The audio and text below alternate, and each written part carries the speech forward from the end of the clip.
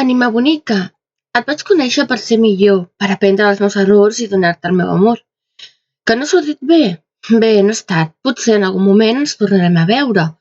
De moment recordo tal com eres quan et vaig conèixer. Les teves rialles i la teva veu, el teu cant dolç i el teu do. Ah, com ho trobo a faltar, el meu petit amor.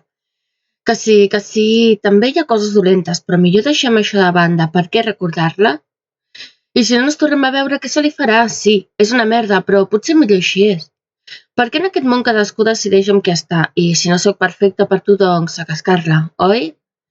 Espero que siguis feliç amb què estàs, que et cuidi ben bonic i t'estimis sense més. Si no és així, ai, com m'agradaria anar a mossegar-la per tu. Perquè no seria just que no t'estimés, ja que l'has triat almenys que no sigui dolenta, això que un tresor amb ella s'emporta. Jo, quina sort!